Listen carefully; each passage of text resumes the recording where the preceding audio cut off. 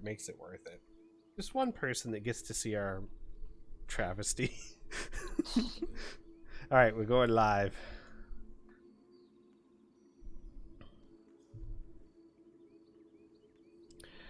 Okay. Hello, children. We are live. Welcome back to Fast Times at Ridgemont High. Is that what we're calling it now? Yeah. You know, I was just thinking about this last Saturday. Like, every DM always starts a session with who wants to recap last session for an inspiration? I don't think I've ever done that. I think I always just give some crappy half-remembered recap for everyone. Hey, they're not crappy, okay? They're very important. I will be the judge of my own work. Thank you very much. Excuse me, they're better than mine. You've had to sit through two of them. Last week, our little party played Cooking with Assassins. It's a fun game. Involves fire and honey and water and human ashes. It's good times. Oh, and blood. A healthy helping of blood. But luckily our players came out on top, though I would stress to you all, cooking is not a competition. Okay? I know you turned it into one. It doesn't have to be. No, last session actually you guys had a rather devastating fight with a group of assassins very clearly sent from the Valentine family. Your group kind of knew it was coming, just weren't quite sure when or where, and oh boy did they make an entrance of sorts. You did manage to capture one alive, and by no means was that easy. You had to knock him out and remove his armor and keep him from biting off his own tongue, but you managed to do it. Which, by the way, I'm proud of you all. We ended last session with you guys trying to figure out what your next step was. This man is tied up. You know that something happened to him. Someone got into his mind while he was unconscious. But you're not sure exactly what's happening. You know that he's tried to kill himself, but Murray stopped that from happening as well. But at the moment, the group doesn't really have a direction when we ended last session. So I'm going to open up right about where we left off. You're still in this room. You haven't questioned this man yet. And I'm going to throw the ball in your court.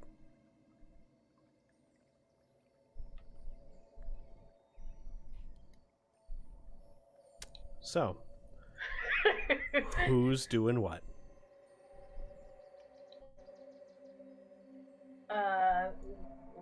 We have to clean up this man's house. Yeah, Robin's gonna immediately just start ignoring everyone and walking around prestidigitating one small square. We don't have to. Starting on the far side.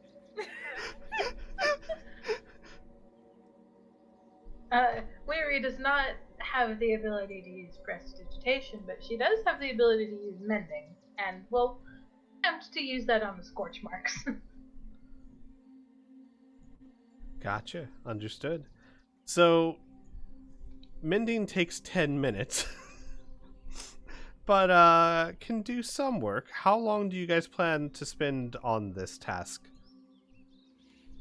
Because I'll let you know, with this room, with prestidigitation, I believe you can clean or soil up to, I think, 5 cubic feet. Something of that nature. I would say it would take a good 30 minutes or so to clean the place up. If you wanted to mend the scorched floorboards, that would probably take you closer to an hour, considering each mending casts about 10 minutes. I mean, I could help with mending. And if I remember correctly, Freya also has prestidigitation. Let me check. I will check and see if she does, and I will check and see if she cares enough to help. No, she would. She would definitely help. Wow, that's crazy. She just watches everyone. It's like, I'm not doing that. Let's see. Cantrips. No, she doesn't. What? Mm-mm. What? Mm-mm. Shala knows it. Yep. Oh fuck. Oh, You're thinking of right. Shala, who uses it religiously. I'll just be over here. Sorry. Shala, like, accidentally steps in a little mud and it's just prestidigitate that right out. So, what do the rest of you do for this time period? Ross is helping Mori with the mending. Got you. Do you also have we mending? would ask that somebody watch the guide and make sure Amelia to fight will off this As guy. if on him. Ria's not intently watching this man. So, Aras, do you have mending as well? Yes. Okay, then I'll say, then in 30 minutes, you can both repair the flora and the water/honey damage and blood and all the goo. And we can make a pact that this never happens. It looks almost like new. Smells a little funny, but yeah. Never happens. All right, Amelia and Ria, what do you guys do during this time other than watch the prisoner? Do you interact with him at all?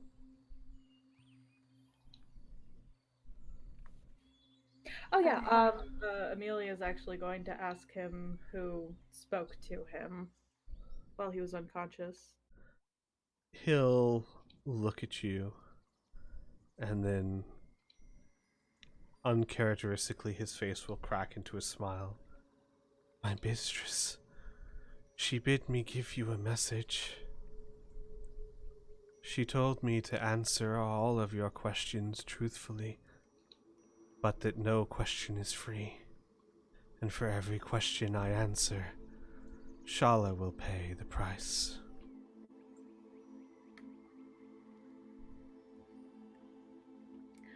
Amelia narrows her eyes a little bit. Ria just tenses.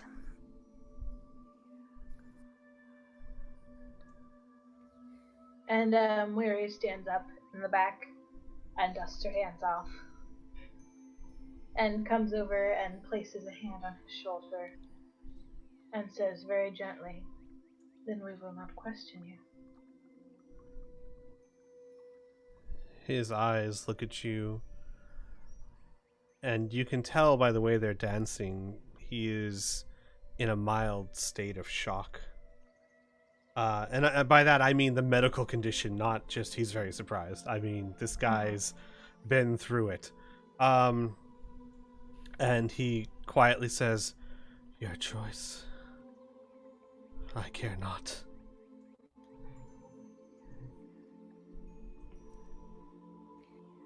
Oh boy.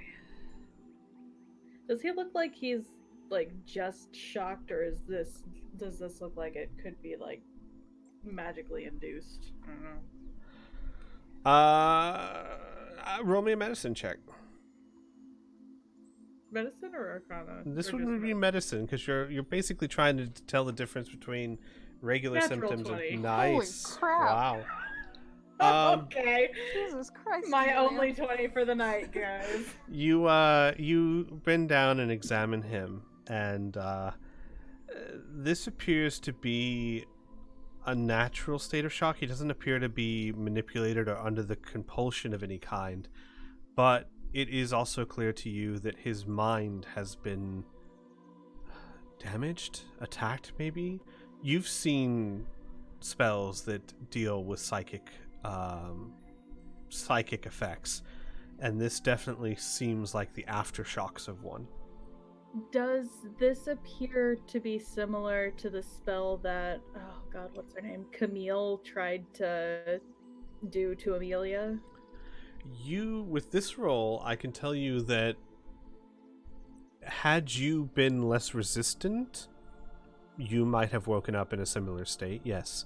You can't tell for sure, but yeah, I mean, you think about it for a moment, you think about what happened, and you felt the attack on your mind and what it could have done to your physical body, yes.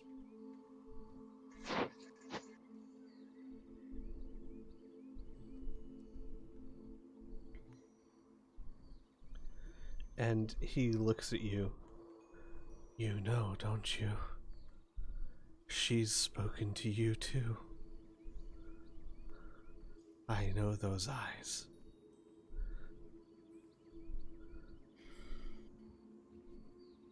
Where he nods as if this is not important information. Yes. Then you would be interested in hearing the second message I am to give you. My mistress is not kind, but she does love giving people choice. You are obviously powerful, obviously strong. It would be quite easy to prevent my mistress from reaching out to you. You are, of course, welcome to do so, but the price is the same. And Moira cocks her head. I wonder, do you answer her when she calls you? I do, and that's one. God damn it! Oops. Sorry. And Moira crouches down and looks him in the eye and says, if you would be so kind, please tell her I'd like to speak to her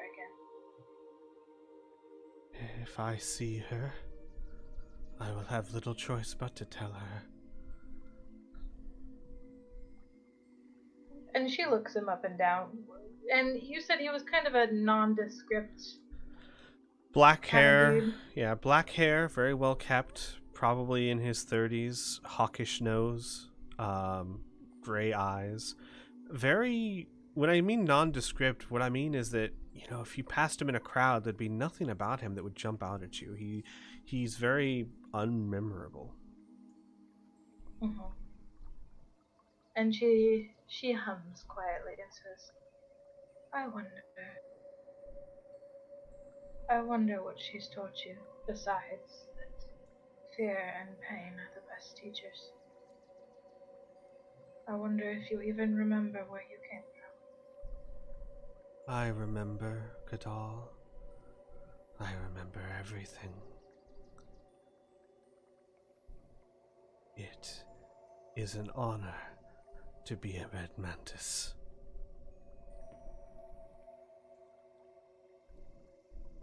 She cocks her head.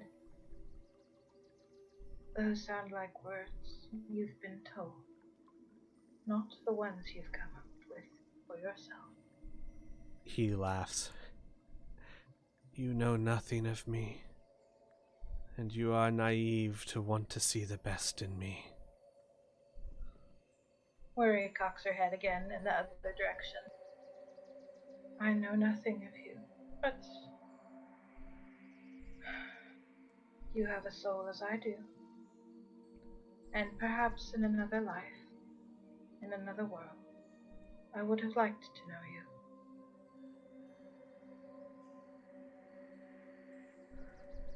you. In every life, in every world, I would have done the same to you that I tried to do today. We cannot change who we are, Kadal. Perhaps we cannot change our nature, but we are always in command of our actions. You think we're turned, brainwashed. Know this, Kadal.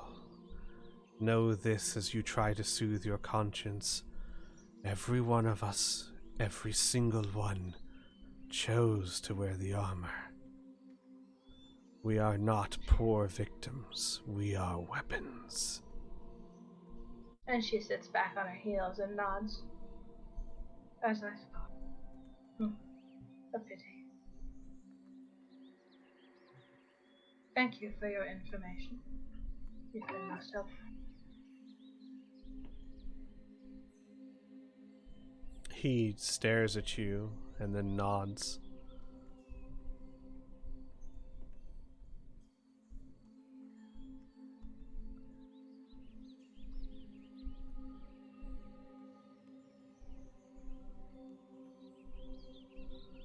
Anything else? As a player and as Muiri, Freya spared his life. As far as she's concerned, Freya is in charge of him now. Gotcha. Unfortunately, I can't make that kind of decision for Joe, for Rin. Mm-hmm. So he will live for the moment unless someone else decides differently. Stab him in the face. No. We've already searched the entire house, haven't we? Mm-hmm. There's no secret passages or anything. No, nothing of that nature.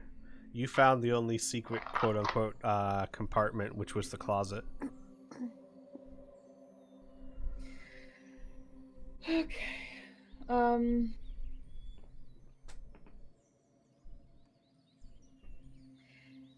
Yeah, at this point, Amelia has no idea what else to do here.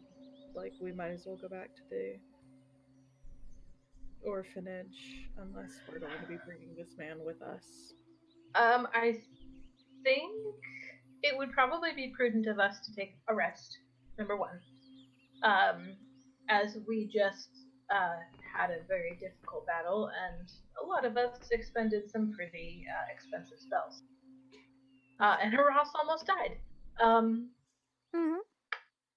So it would probably be prudent of us to take a rest here. And also not, like,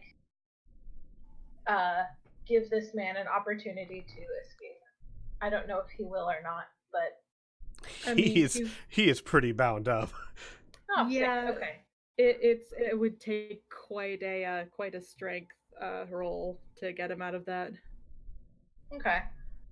If you guys want, we can go ahead and do a rest. Amelia only has like 11 damage on her, so she'll just like stay and keep watch on him.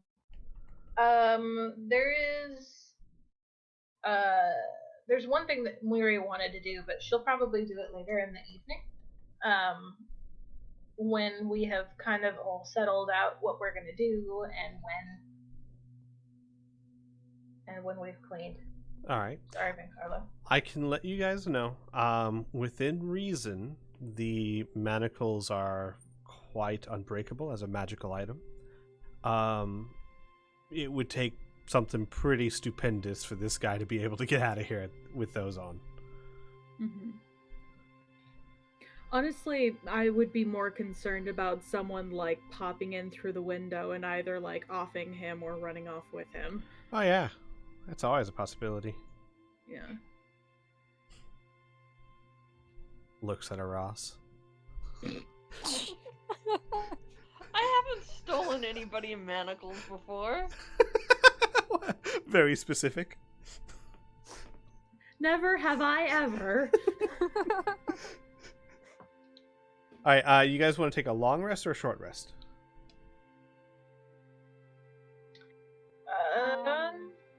What time is it right now? Oh, so it's still the same day you got to Old Corvosa, so I'd say probably 4 in the afternoon by this point. Okay. Yeah, if we took a long rest, that would put us like stupid o'clock in the morning. Yeah. Well, we probably have a couple hours to kill. But I don't think 4 o'clock in the afternoon is a good time to like jump out of our seats and go do a bunch of shit. I will say that I have half my hit points and exactly 0 spells. Yeah, that's yeah, let's take a long rest. The question is, do we want to do that here? Or do we want to go back to the orphanage and do that there? I will say, if it matters, or if it makes the decision easier or whatnot, the couches and furniture here are comfortable enough. You could certainly take a long rest. He doesn't have a kitchen. He does not have a kitchen. Okay, he doesn't have a fireplace, though. Does he have any pots and pans? Anything to cook with? Any like non-perishable food? Well, if you have an explorer's thing or explorer's pack, then there's usually a mess kit in there. I will say he has no pots or pans or anything. There is a water source per se inside It's more like a mini well that can pump water in. Is there a bath? Yes, there is. It's Van Carlo, of course. Found the bathroom. Rhea found it. Yeah. Robin immediately begins getting bath water, heating it, and putting it in the bathtub. Gotcha. Putting what in there? It's A3 in the bottom floor. It's actually quite an extravagant bathtub and toilet. Yeah, Of course it is. Rhea, yeah, Sticky McGee, you should probably bathe. I imagine a honey and plate mail is not like a fun combination. Well, it's a good thing I don't have plate mail. Oh, do you have Splint now? What do you have? Yeah, Splint. Okay. Cotton. Yeah, that's not. Yeah, we went birthday suit today. So Robin starts making bathwater. What about the rest of you? Moiri kind of tut-tuts under her breath very audibly about the lack of kitchen and cooking utensils. But we'll probably raid his pantry, and she also wants to look through his library. She is looking for something specific, not really expecting to find it, but looking. Gotcha. Give me a second. Let me find out where his library was. I think that was his study. Yeah. All the books there are different books on sword fighting and philosophy. Different books on the there's a book there for almost every style of sword fighting you can imagine, from rapiers to heavy double-handed swords. And there's books on philosophy that is the very much geared towards how a gentleman should act and be useful to society. Perusing through it, you see, while it is very poetic and perhaps a bit ostentatious, it is generally not bad advice. It's things like be benevolent, give money to charity, help your society grow by being an example, that kind of stuff. Philosophy. Huh, okay.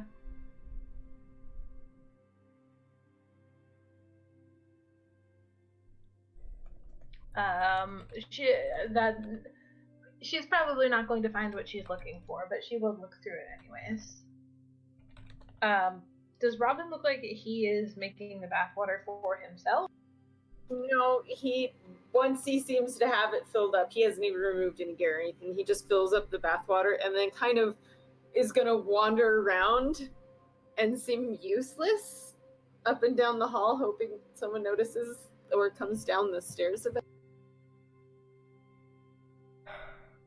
Is Robin trying to bathe people? What's going on here? Yes, he's trying to bathe people, but he finds it rude to go upstairs and interrupt you all. I think I'll pass. Rhea, honey, you're the one covered in honey. Rhea can bathe herself. Someone's got to get that back. Oh my god. No. He seems as though he just wants someone to notice that he did something. Oh my God. Well, He's like Moira's downstairs, so she would probably notice that he's pacing back and forth.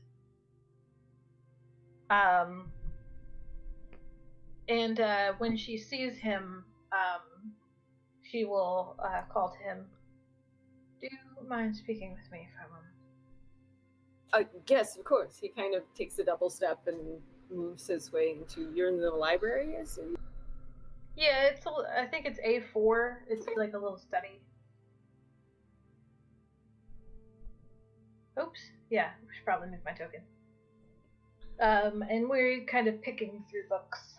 And when she does not find what she is looking for, she will just kind of pick one at random and start thumbing through it. And says to him quietly, "Thank you for being here." I haven't really done anything useful yet. You're welcome. I'm gonna find a place to sit down as well in the room. I need it a little bit awkward to stand. And she thumbs through a couple more pages. May I make an observation? You may. She nods. Granted, we have not known each other a long time. You seem like the kind of man who is running from something, though whether it is in your heart or in your shadow, it is neither my place to ask nor my business to know. But I wish to tell you something.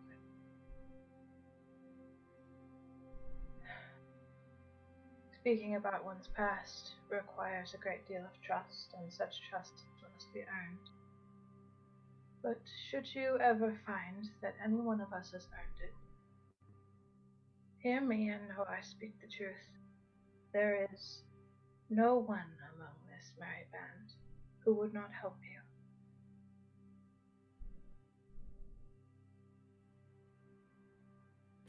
He takes a minute, and he is definitely just staring at Miri while she talks. And then slow nodding as she ends, and will grab a book himself and kind of look at it, and then set it at the table next to him, planning to take it later. And responds with,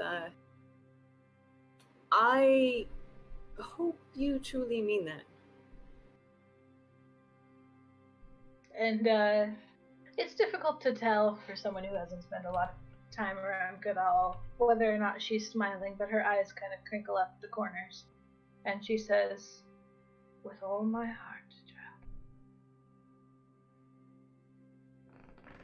He nods, and he takes a small piece of paper out, and he tears off the top half and kind of crumples it up and puts it into a shirt, and hands the bottom half of the Van Carlo note with kind of the ending bit to Miri. Doesn't say anything, just holds it out between two fingers. And she will take it and look at him and says, this was addressed to you. But if we're working together as a team now, then I had better not be hoarding any information you should require to make decisions. Very well. And she will read the note. I leave it to you, Squeak. Sure. So the note is obviously the top half is missing, and you can't tell what was on there, but you do. He is muted. He is muted. Hey, that's unusual for me. At least as a DM. So you take a look at the note. It's clearly Van Carlo's writing. Well, clearly, have you seen him write anything? Maybe not. It's very neat and almost calligraphy style of writing. Something that is very common among nobles. You can't tell what the first half of the note was, though a little bit of it is still on the page that was handed to you. And what you can make out is, I apologize for thrusting this upon your shoulders, old friend, but you are not only best suited, but the only one I would ever trust to do so. And then the note goes on to a different matter, and it says, should I be dead or missing, I want you to seek out some friends of mine, and it will list your name among others. They can be trusted, as I trust them with my life, and they can help you. I have found where Salvatore Scream lives, but I have not been able to go find him yet. But he is necessary. The city needs him. Be careful, my friend, and remember that if I am dead, revenge does no one any good. Take care of yourself. And then it's signed Van Carlo. And then underneath it, there's a postscript that says, that all assumes that I'm dead. If I'm really simply missing, you better come find me. And as she reads that, she gives kind of a whirring laugh. And in the note, there is an address. Gotcha. And she will fold that up and put it in her pack and say to Robin, he cares an awful lot about you. He shrugs with one shoulder and just a smile splits his face, and he seems almost abashed as he itches his hair, and kind of nods and says, "Yeah, he's a good old man." We're not, indeed. Well, looks like I have to save a city now, so I'll follow your lead for a while. Weary is running her claws over the crease that she has worn in the note and says almost absent-mindedly, We have to save a city. If he has introduced you to us, then... And she turns her head to look at him. Then it may not be quite so simple as merely joining our team just to get him back. He nods. Things aren't usually simple for me as is. I'm prepared.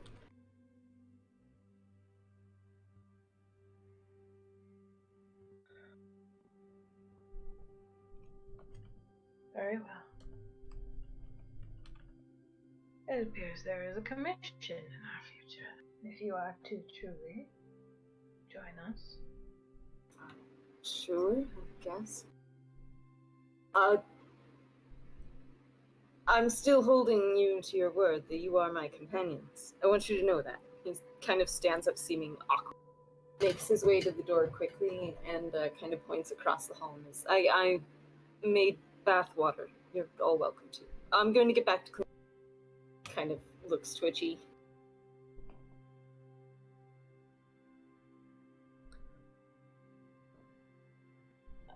Weary nods.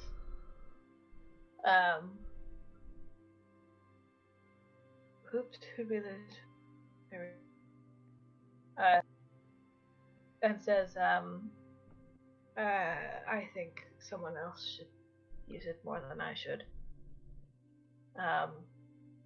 And will to tell Rhea to go take a bath. You disgusting sticky monster. I don't wanna. Actual child. Yeah. You're covered in human paste. I like it. It's fine. I'll take care of it later. No, you don't like it. You're gagging. I don't care.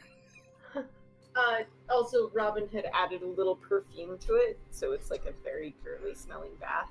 There is a small bit of incense burning in the corner. And by the way, you won't have to use any of your own. I mean, Van Carlo's got shells of it.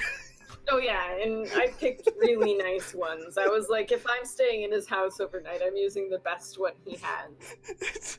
If you don't mind the lack of a kitchen, this is like a 5-star hotel. Oh, and the bodies. I mean, is that not just a normal 5-star hotel? Fair point. There's Minus definitely a the minibar.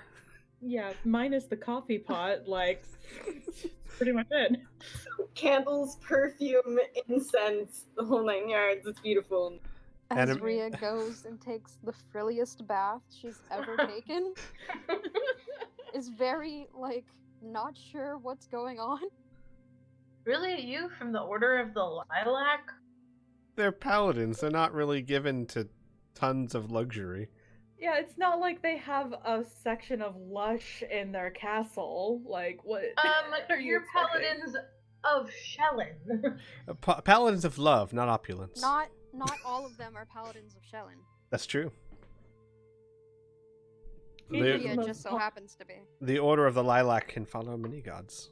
They're all just drawn together by a desire to protect and to spread love? I know it sounds sappy when you say it. God, a bunch of hippies with shields. I mean, there are limits. You don't find many paladins of Asmodean there. That's for sure.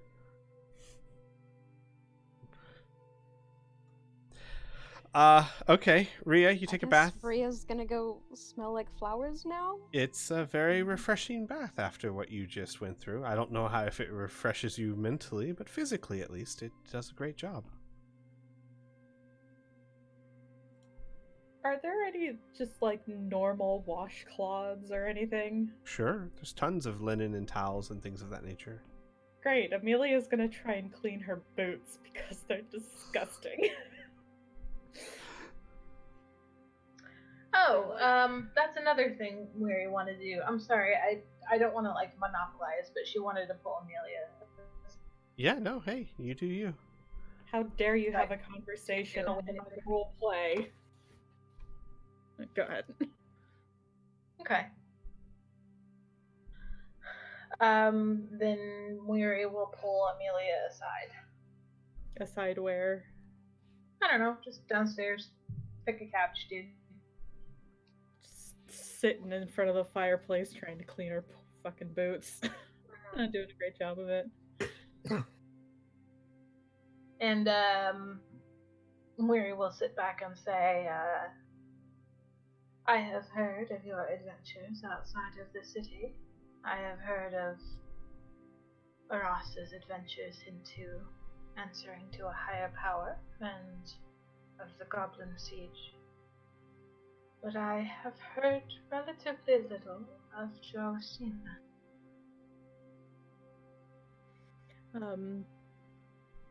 Heard it, so I can only assume that she behaved herself long enough to get to the Lilac Order unscathed. Amelia, when you were first talking, is just kind of like scrubbing at her boot, nose is scrunched, just like working on it. She kind of like makes a noise of acknowledgement, and then you finally get to Celestina, and she just freezes mid-motion. And after a few seconds, she sighs and goes, yes, she seems to be doing remarkably well. Moira cocks her head. Oh. The whole time, she's not quite meeting your eyes, and she looks like she's about to start cleaning her boot again, and then finally just sits back in the couch, drops her boot to the floor, and just puts a hand to her forehead and goes,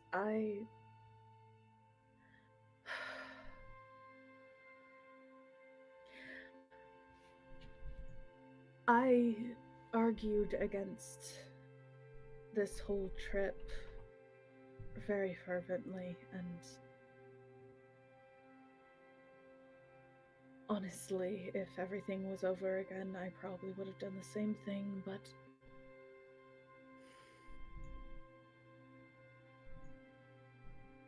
she, and she frowns a little bit, trying to find the words. She's not quite the monster I thought she was.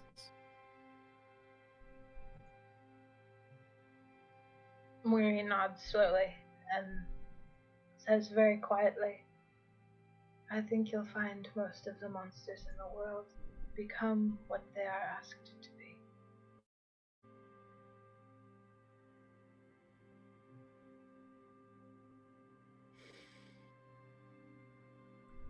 She's quiet for a little bit longer and then finally nods, and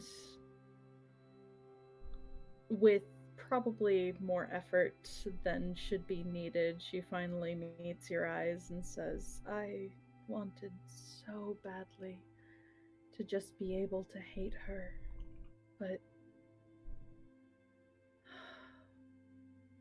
it never once occurred to me that Rolf ruined her life just as much as he ruined mine or Annika's. Probably even more.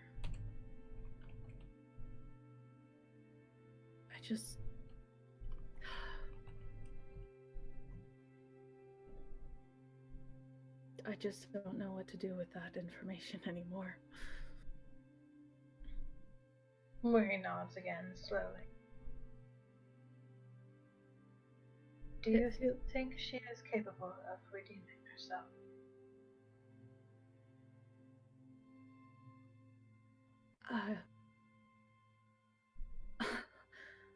Honestly, I think she's already started.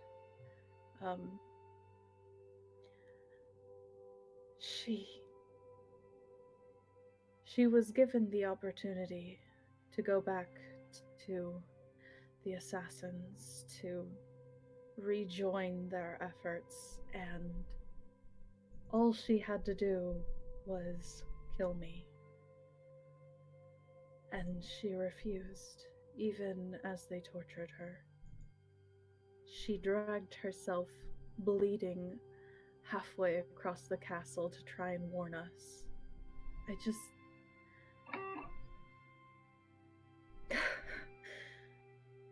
And she leans forward and rubs at her forehead and runs her hands through her hair.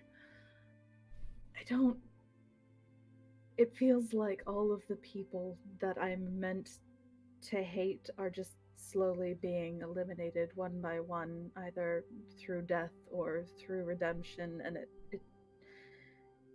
it's like there's just a hollow emptiness left behind. I don't know what to do with this. Is this all that's going to be left of me by the time we're done? And Murray watches you. And as you finish asking her the question, she leans forward and says, "Would you like a piece of it?"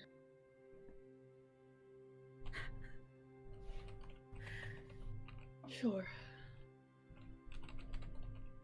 Then let me begin by saying that redemption is a fickle thing. One must truly want it.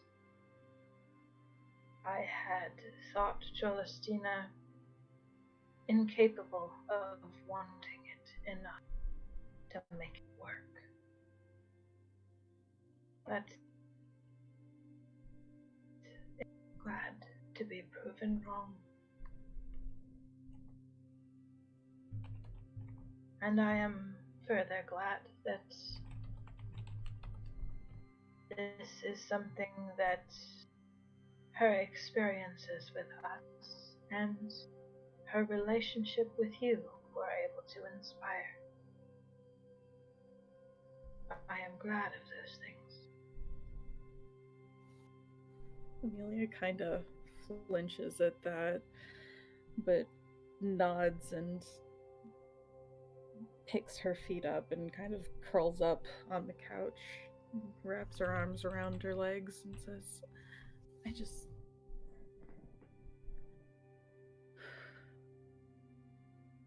I really hope that I've been wrong about her. Mary nods. But a piece of advice I promised you. It can be very difficult to stay angry at someone who is begging for forgiveness. But do not forget, pain does not pay. Your anger was earned, and it can be difficult to feel like that anger has a face. Seek forgiveness. But do not feel like you owe it to her to forgive her.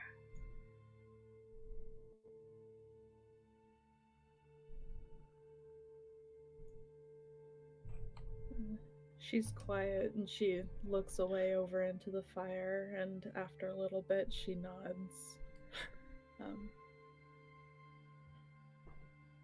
And then goes back to trying to wipe off the human honey gunk on her shoes.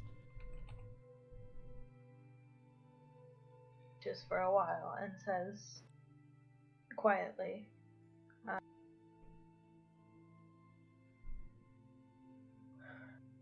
You have a lot of conflicted feelings. And I, in the time that I have known you, have watched your anger be your drive. But there is more to life than that, you know? There is more to life than seeking death. And perhaps you have not, but I hope someday that you do. Blue, you're breaking up. What was that? Oh, well, what did you hear? Anger has been your drive. Oh, gotcha. Anger has been your drive. And I, oh, fuck me, now I don't remember what you said. But there's more to life than that, and something you might not something, but I hope that you do. Yeah, you might not have found it yet. You might not have found what keeps you, but you'll find it. There's more to life than seeking death.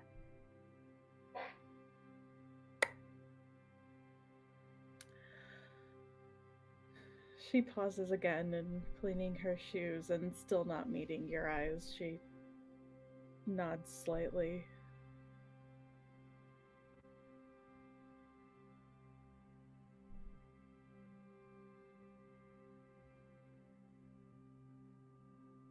God, just stick a sword through her, why don't you? Jeez. Roll for initiative. No, just kidding. God damn it. Any other interactions as you all take your long rest? Anyone else bathe? Oh my god. I mean, Ross will, clean off some of the blood and stuff. How? Gosh, this is so weird. D&D. How do you clean? Do you take a bath? Do you use Kentucky Fried Chicken wet naps? I will use, cloth and water. I will not take a bath. Gotcha. Hear that, Robin? No one cares. Except for Rhea took a bath. Rhea. I was gonna say except for Rhea. Yeah, but now it's used bath water. Just put more bath water in there. Yeah, as so she finishes and walks out, she's leaving by the door. He's right next to the door? No, he's probably waiting down the hall, and once he sees her leave, he probably changes out the bathwater. He's not uncivilized. Who are you? He'll probably also walk around the house and offer to prestidigitate everybody's clothes, because everyone's gross. Amelia's halfway cleaning her second boot, and she's just like,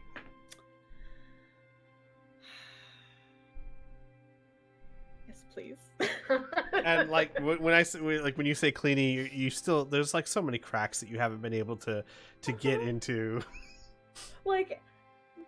It probably is only halfway done on the first one, but she just gave up and is just like, this is fine. And then Robin's just like, I can take care of that. And she's just like, oh god damn it, I just wasted 30 minutes on this, but okay. He sees the look and says, I'm sorry I was not more punctual. And then prestidigitates it. As he's saying that, she's just like, no, it's not your fault. I'm just not very good at cleaning.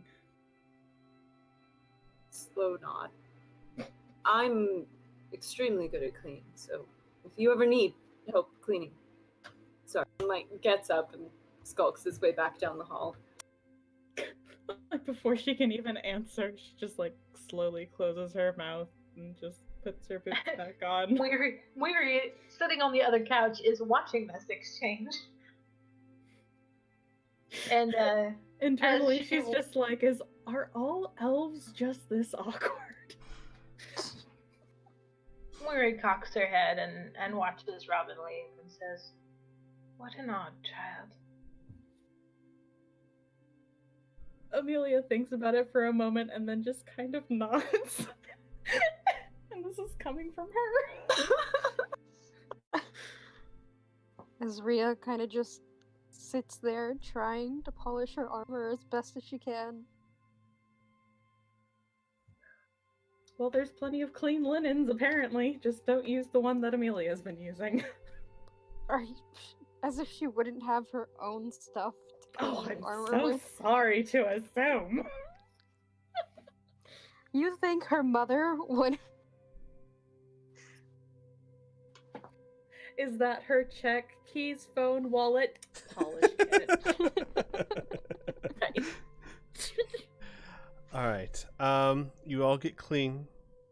There is no kitchen, so you're just gonna have to make do with rations or whatever. Well, there is non-perishable food in the pantry, but I mean it's the most basic of basics: some jerky, some oats, things of that nature. Prestidigitation can flavor things. Oh, we have the spoon of staining. Yeah, absolutely Oh, not. God.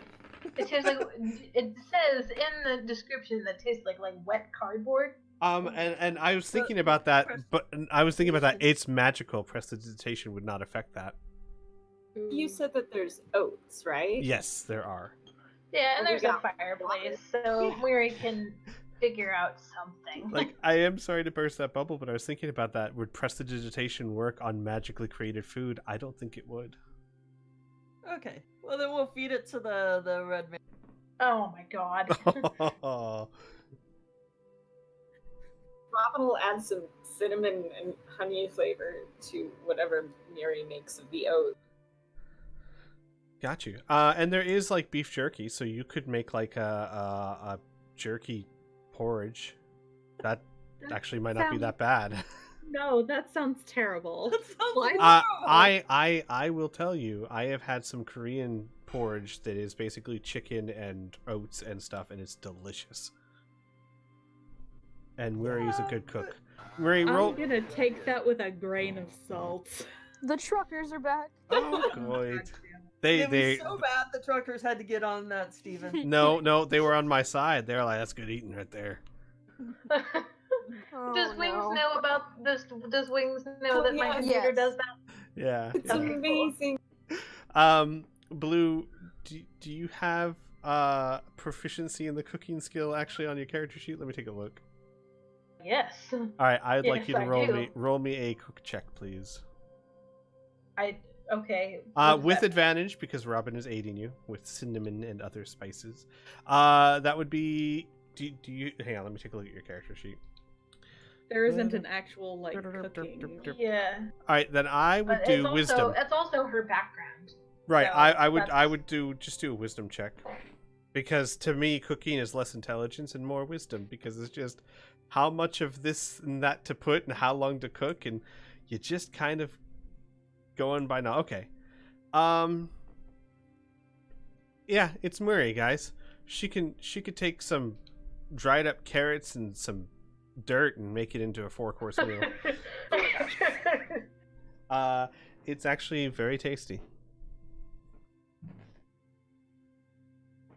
Probably the finest dish that has ever been made on this premises. The only dish ever made on I was this gonna premise. say. That's so sad. Look.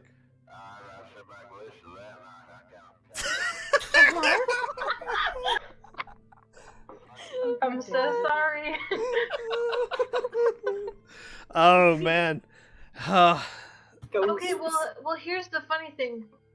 They get quieter when I unplug my computer from the power supply. No, see, I love this because there is not a single D&D stream alive that has ever existed that has truckers that barge in. We got that market. Mascot. We got that market cornered. Okay, see, now I feel like maybe Zellara wants to say something. And that's why the truckers are barging in. Oh man. Her true voice? No, I mean, that's just like birds from the other side. Right. Contact. Oh my god. God, that's a name from the past. But yes. Well, I mean, she's pocket right now. Yeah. She is privy to pretty much everything Weary says and does. Oh, she hears it all. She hears, and I would say we don't Uh-huh. discuss it much, but she does converse with Marie from time to time. I would say you and Zeller have become good friends. Yeah, I mean, she probably, in private and away from the group, probably, I mean, has, like, when they were still living in the orphanage, Mary sleeps downstairs at the kitchen table and probably has, like, midnight. Yeah, Just, late night like, sessions. shooting the shit. You know that her son was a good son. Took care of her. Had a job at a local carpentry shop. Another good person that Gadrian took, unfortunately. Well, two technically. But yes, in any case, the meal is quite tasty, and refreshing. Anything else before you all bed down?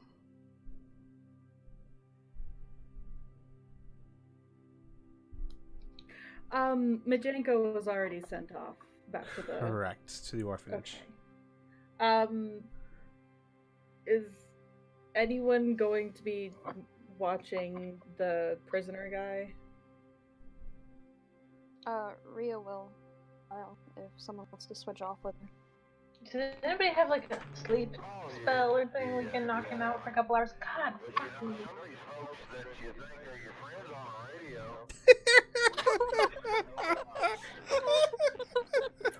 Wait, is he talking about us? I think so. That's amazing.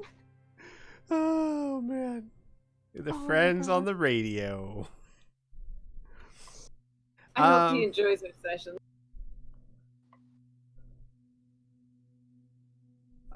Give me a second here.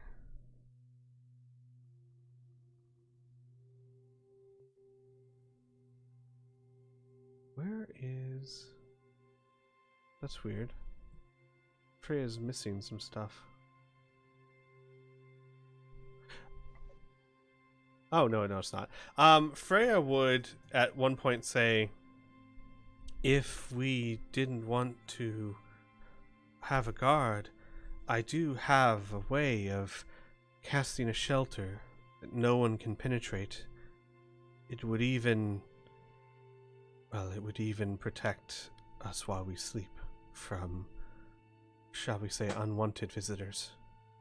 Oh yeah, that's right. Okay. Yeah, didn't he say, though, that if we try to, like, hide ourselves from her, that Shala would be hurt? Your captive mentioned something along those lines.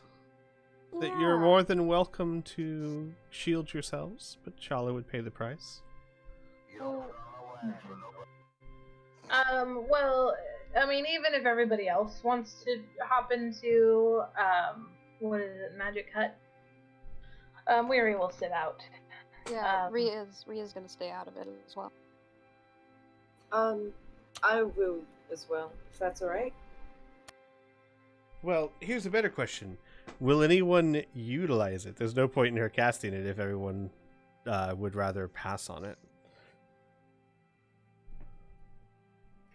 This is Liamon's tiny hut, right? Correct. Mm-hmm.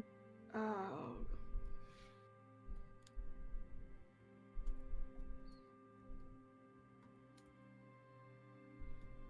Would anyone like to partake, or is everyone going to stay outside? I mean, if it's gonna cause an issue or a potential punishment towards Shala,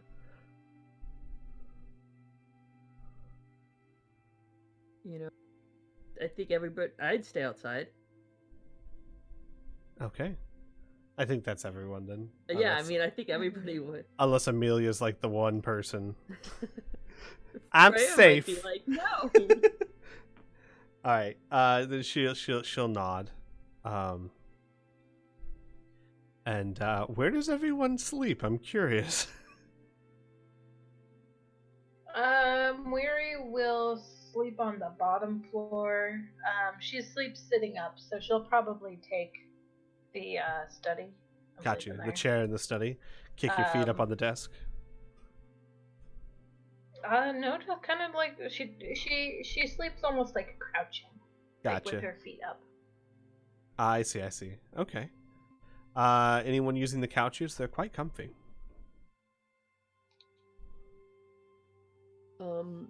Ross will sleep against the front door. Okay. Sorry, Robin. I'm going to move you for a second there. Yeah. All right. Where are Amelia, Rhea, and Robin going to spend the evening? Could you reshare me the map? And Robin is actually going to sit in the room with the prisoner, a few feet away from him, watching him. Map shared, and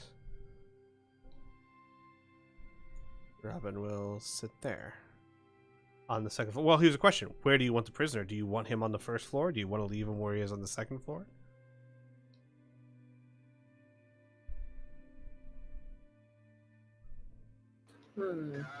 Is there like a shutter or anything for the windows on the top floor? Yeah, all the windows actually are shuttered and closed. I thought someone went out or came through. Oh. No, Murray had to open the door for Majinko. Never mind then. I'm gonna take him to the bedroom and sit him down in the closet.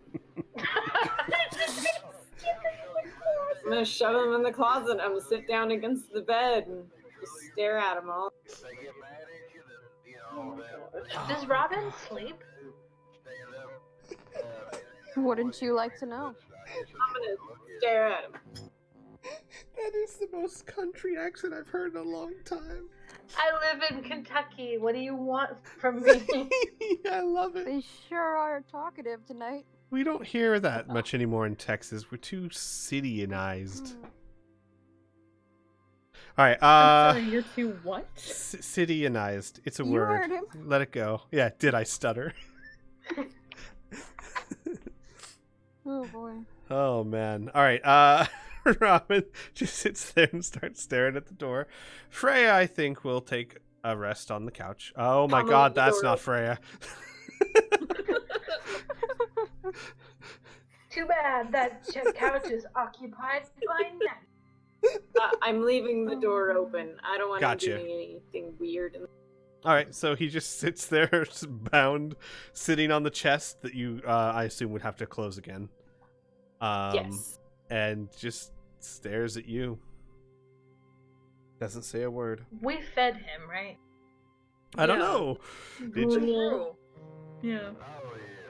Oh yeah, you did. Yeah, you totally fed him. I'm so sorry. It's I don't know fine. why that happened. Look, there's no reason to stress about things beyond our control. Just let it happen. Yeah. Amelia and Rhea, where are you guys sleeping? Are there any like seats or something in the top floor? No, because it's a training area. It was designed to practice, so there's nothing but training dummies and a fireplace. Is Robin actually like sitting on the bed or what? No, he's sitting on the floor.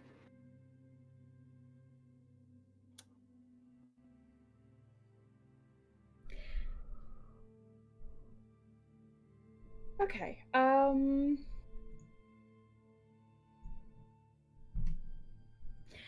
Squeak, can I talk to you for just like a teeny tiny moment down in the whispers? Sure, just give me 1 second before we do that. Hang on.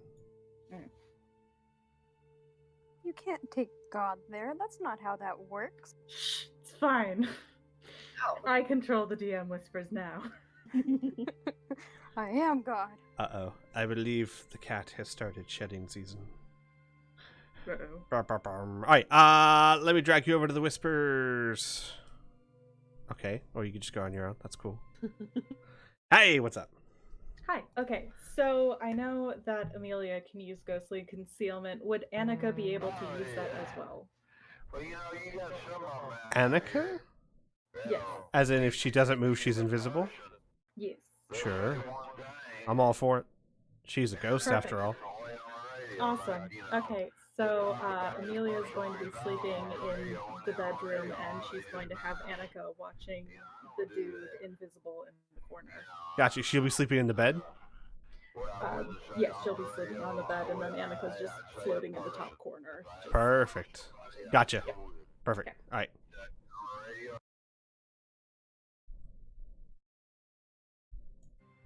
That's so Hello. fun. Hello. There are plenty of other people that could be left alone with the assassin. No, don't. All right. It's fine. Amelia's Nothing going to happened. sleep on the bed, and we didn't discuss anything secretive at all.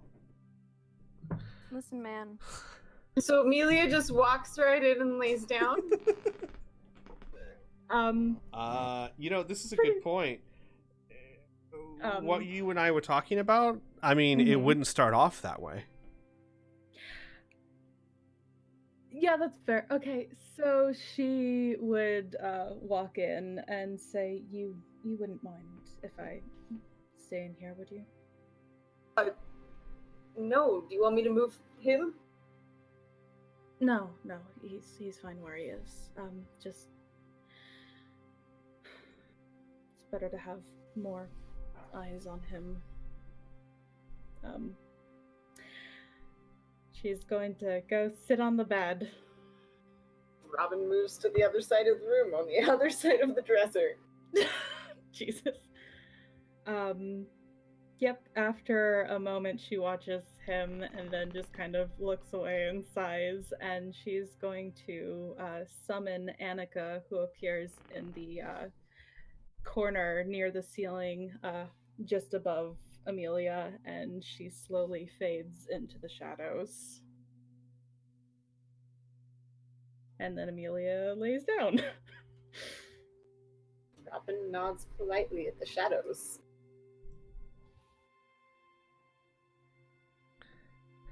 Okay, then that just leaves Rhea. I guess in that case, Rhea will take the other couch, because she was gonna go up there, but it's fine. All right. It's getting kind of crowded. It's a little bit. Just a tad. And with that, you all probably drift off to sleep. Possibly. Might take a little bit. A little bit. Sorry, forgot I was muted. Mary will send her customary sending to her son with her last spell slot for the night before she sleeps. Understood. No response, but you do know the message went through. Gotcha. As you all sleep, Aras, you have not had a particular dream since the caves. I'm not sure how you feel about it, but I mean, I gotta imagine it's probably a relief, a good thing, right? Yeah. She's actually getting sleep. Probably been the most rested that you guys have ever seen her. Despite all of the travel and everything that's been going on. You dream tonight. A very familiar dream. Oh gosh. Hang on. In an aquifer, apparently. Give me a second. You dream a very familiar dream. One that you had hoped not to have to dream again. You find yourself in the laboratory. Your brother's body on the floor. Red blood leaking out from under him. And there's a sinking despair in you. But you notice, this time, you're not alone. Every time you've ever dreamed before, you've been alone. By yourself, you and your brother's corpse, nothing else. This time, you look to your right, and you see Camille standing there, staring at the body. Odd. I didn't bring you here. You chose this on your own. I wonder why. She steps over to the body and unceremoniously grabs it by the hair and picks the head up, showing the face of your brother. Oh. Oh my, this must be the night. And then she looks at you for the first time. You come back here all the time, don't you? Interesting. She comes over to you and stands in front of you, looking down at you. Does it bring you solace, I wonder? Terror? Guilt? It should bring you guilt.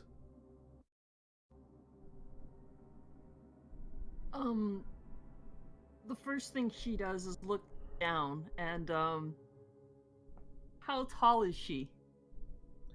She is... Oh, it's a fair point. She's taller than Camille, never mind. yeah, it's a very fair point. She would look up at you, but she's not much shorter than you. No, wait. Oh, I'm just trying to figure out. Wait.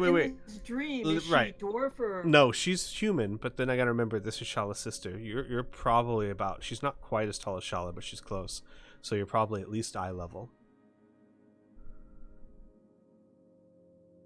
But you look half-elf.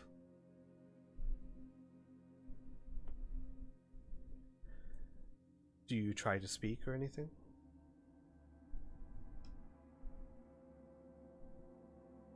No, I'm not gonna say anything. Understood. She continues to stare at you and then walks around behind you. I wonder, did you learn of your brother's fate? And she judges your face. Aras, I'd like you to roll me a deception check.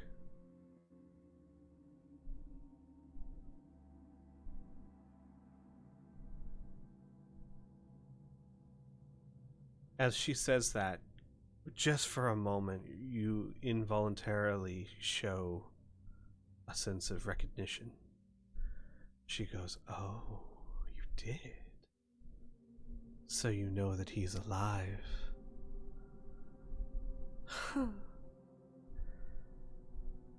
Then why do you keep coming back here, I wonder? Unless... if you don't... Oh, dear.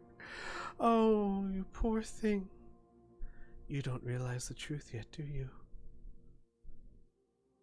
This was all his doing. His little method of getting rid of little sister. The shackle around his foot. The mouth he did not want to feed. He chose this. Designed it. Smart man. Did you never suspect?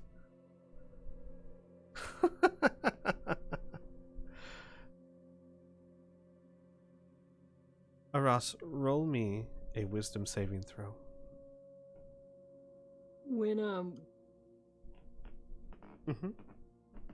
When she says that, Aras kind of looks up at her with a smile when she says that about her brother and saying that about him choosing it.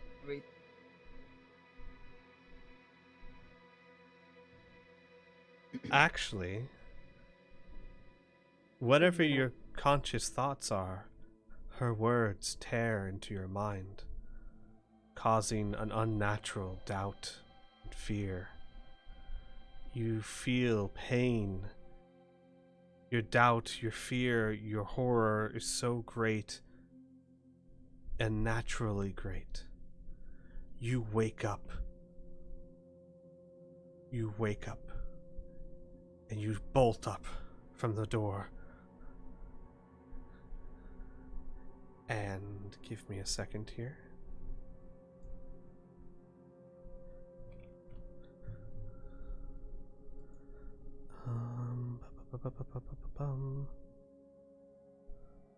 You take 14 points of psychic damage. And you will not get the benefits of a long rest this night. As even inside, even though consciously, rationally, you know. But something about what she said, maybe it's the spell, maybe it's something else, it terrifies you, racks you, and you find no peace.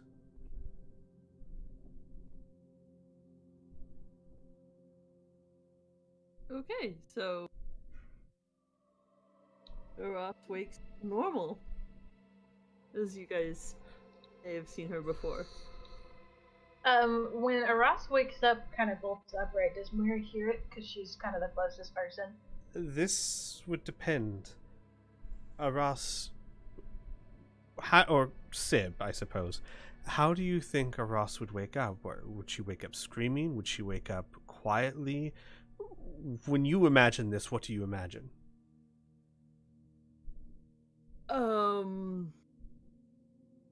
Aras would wake up quietly and she would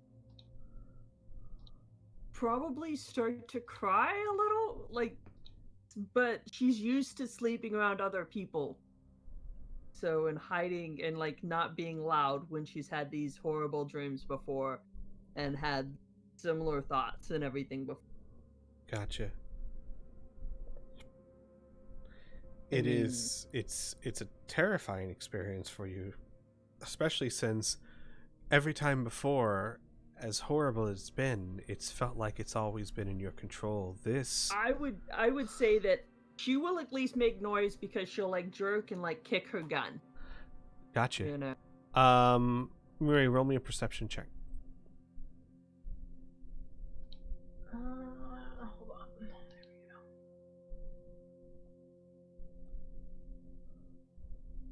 go. Okay, you hear it. You hear the kicking of, like, shuffling of the gun, and then you wake up and you sit up and you listen, and you hear very, very quiet sobbing. Gotcha. And Miri will rise slowly and seek out the source of the noise.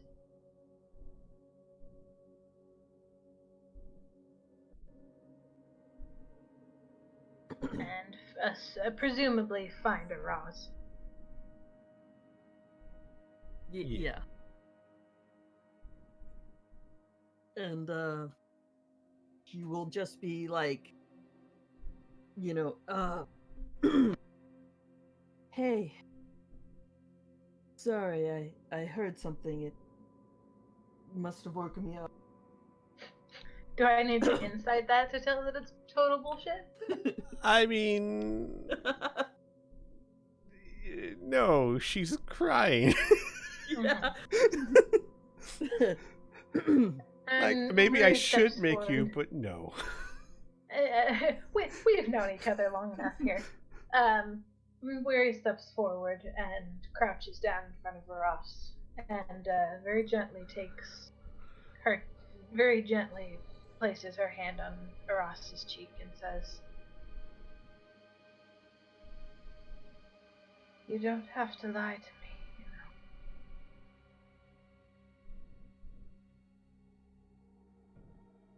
know."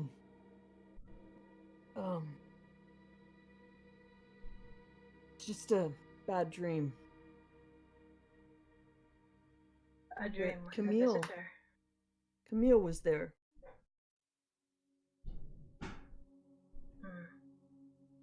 And what did she say to you? You don't have to tell me.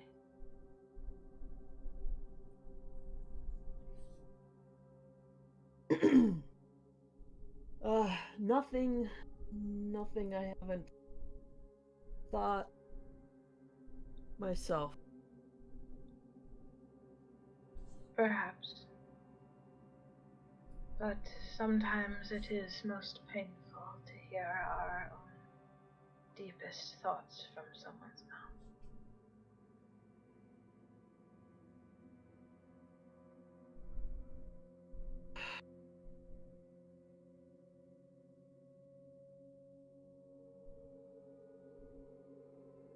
It was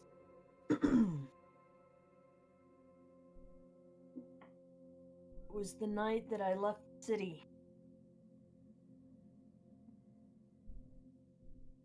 long has it? How long would it? How long have we known each? Sorry, you're breaking up. What? Yeah. How long we have known each other? You guys have known each other about 2 to 3 months. 3 months, I'd say. And it was, I think, 2 years before that. It was 5 years. Oh, yeah. Sorry. 2 years since you came back. Yeah, 5 years total. Since that incident. Yeah, so... Anyways... You know, a while back, since I left the city, the last time I saw my brother,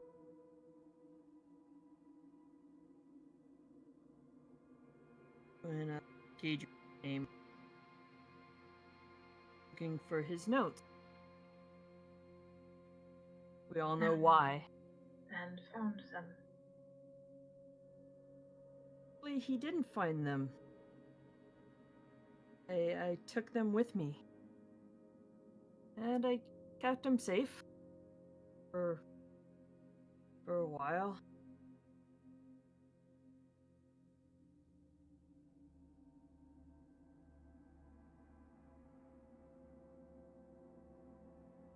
Just as I thought things were gonna be okay and I could start over again, Adrian's men caught up.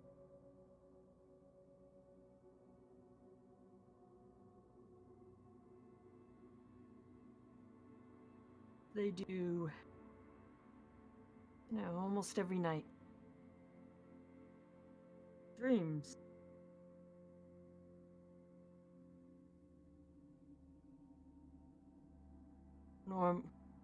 Normally, if we were back in the orphanage, I would just get up and go walking around.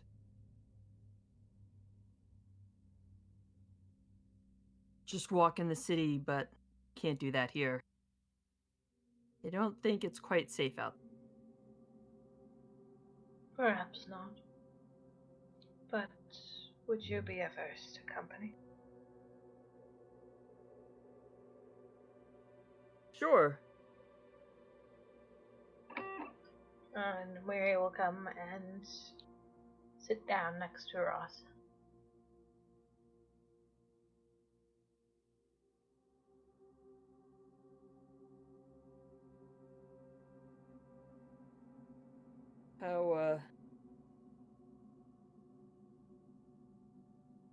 How are you handling being back here? Being the orphanage. It is good to see my home again. It is good to see it still standing.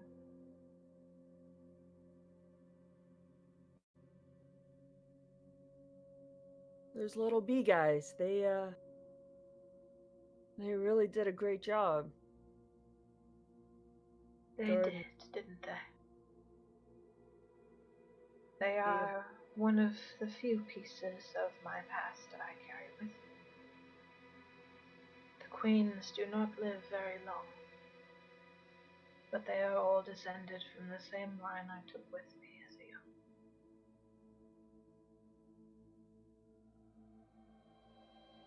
You think they're gonna be able to recover? Oh yes. This will be a hard winter for them, but they will survive.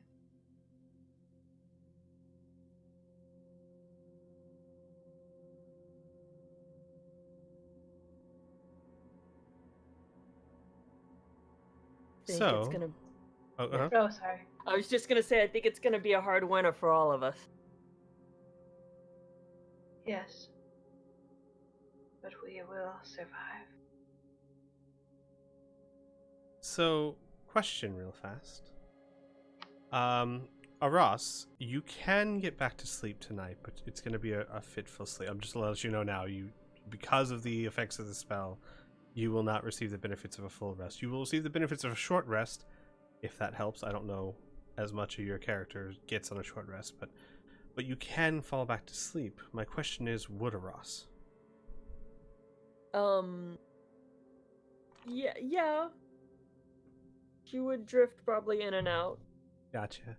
Mary, would you sleep next to her? Yes. Gotcha. Okay. So eventually you both drift off.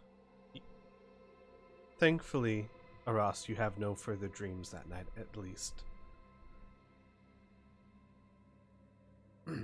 Ria? Oh no. Hi. How's it going? I have a feeling it's about to get worse. Yeah. So, you fall asleep, drift off to sleep.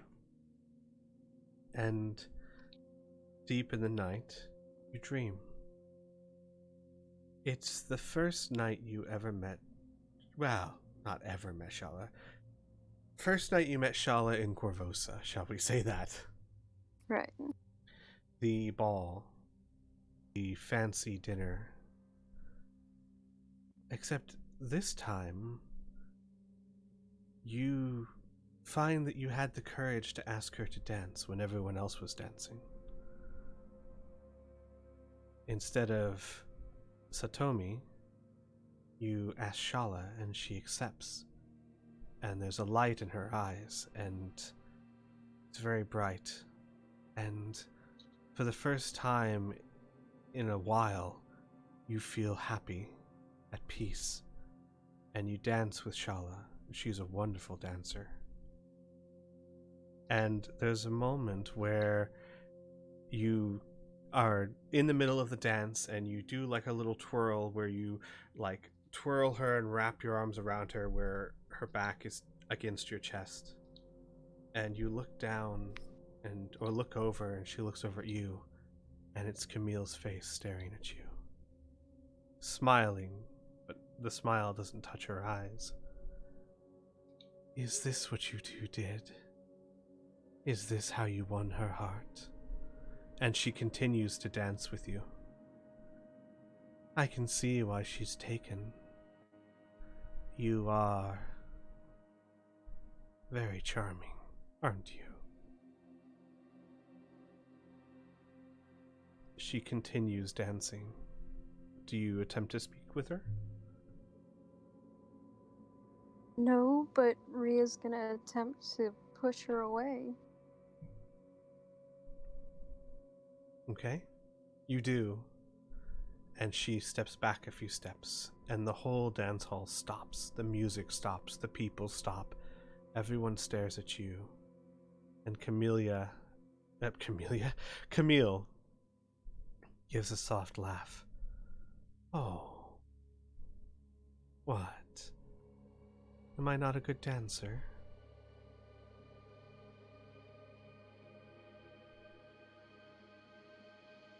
Where is she? Well taken care of. She is, after all, with family, as she always should have been. I warned the mother not to let her go, but, well, every little bird must leave the nest, whether they fall or not, eventually.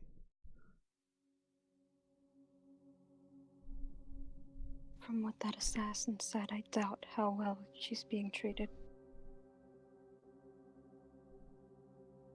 She smiles at you again, the smile not touching the eyes. Right. I almost forgot. Thank you so much for reminding me. And she wanders through the dance and takes the hand of someone. Shala. Glassy-eyed, staring at nothing, as beautiful as you've ever seen her. She gently guides Shala towards you and walks around Shala. One question, one price to be paid. She takes out a dagger and scrapes it across Shala's cheek, leaving a very deep cut with blood flowing out. Roll me a wisdom save. I don't wanna. I know.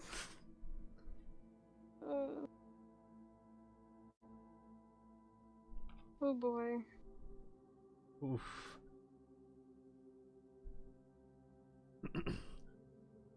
Rhea, the fear, the anguish, the stress that you've been feeling, in a second it hits you. You know beyond a shadow of a doubt that this is more than just psychological torture. You feel it, that this is happening somehow. And it tears your heart apart. And you take 15 points of psychic damage and wake up.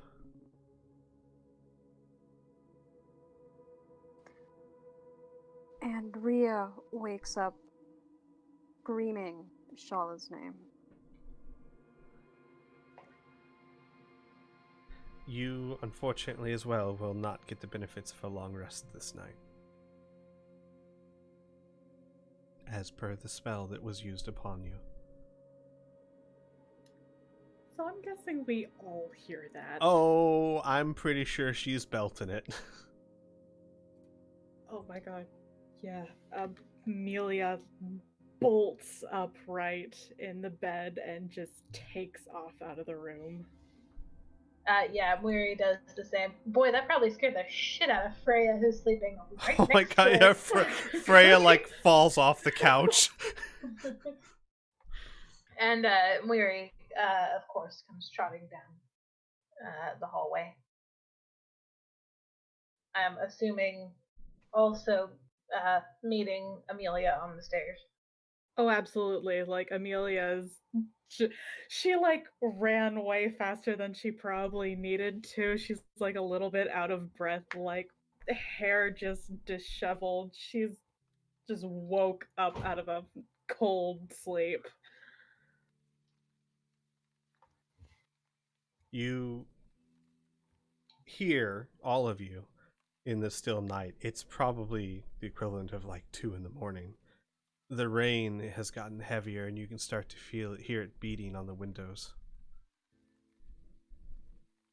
Robin, how do you react to this? You obviously hear it. I watch as Amelia gets up and leaves the room, and I've heard some conversation about Shala, so I'm going to take a general guess of what happened. He's going to remain in the room and use the opportunity as Amelia left to get up and walk around and pace and stretch his legs, test the bed a few times. Just keep an eye on this guy very, very closely. Understood. Gotcha. Everyone else, you run into the room, and what state is Rhea in? First off, she looks horrible. She's breathing heavily, she's shaking, she just looks like an absolute mess.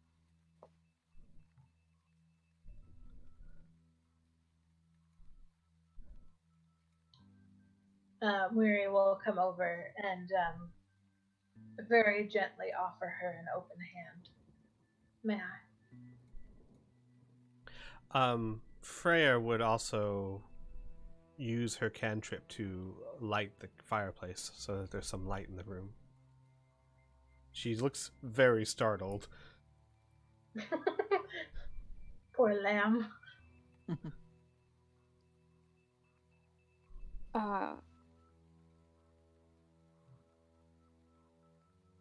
Rhea doesn't react right away to holding out a hand to her, but it's almost like a delayed reaction where she jumps after a moment and just sort of looks at your hand and back to you. It doesn't look like it's entirely registered for her. Gotcha.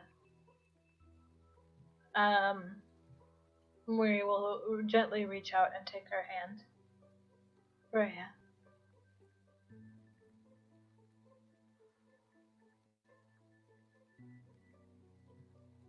They have her. They have to.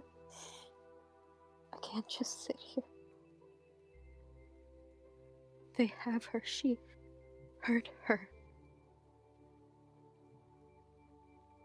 And you see a flash of pain cross Weary's face. A careless question. Careless.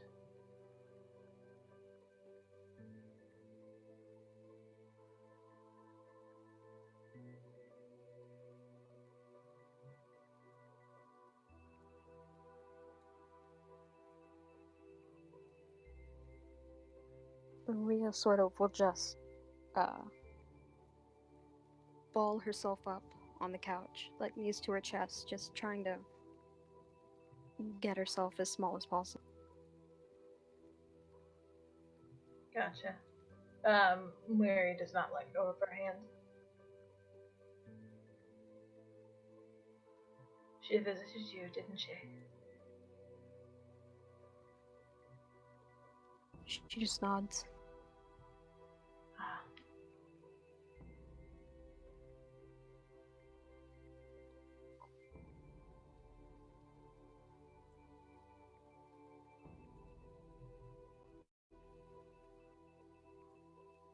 You know we're going to find her, right?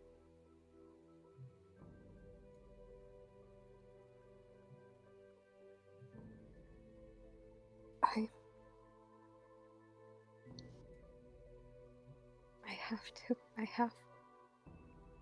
have to believe that we will, but how are we going to do this when we can't ask questions, we can't protect ourselves, we can't... They'll hurt her. Murray sits back and sighs.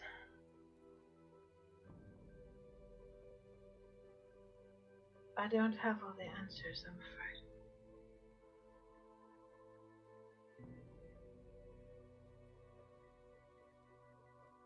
But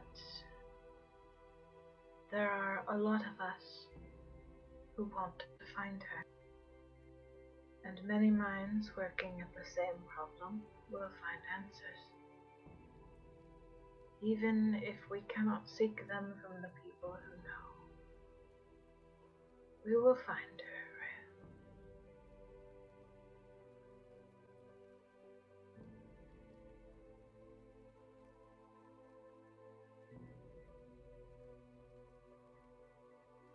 Do not think you are alone in this.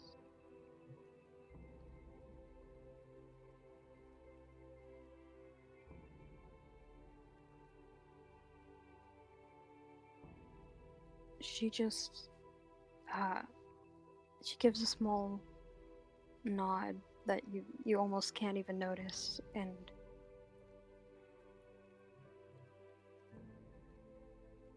she's going to pick up the violin case that she had next to the couch, and she's just going to pick it up and just trace the flowers on it. Just almost absent-mindedly.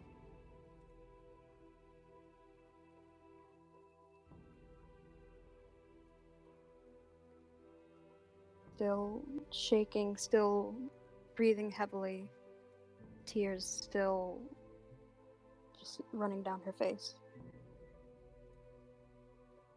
And Weary will watch quietly. Do you want someone to sit with you tonight? Or do you want to be alone?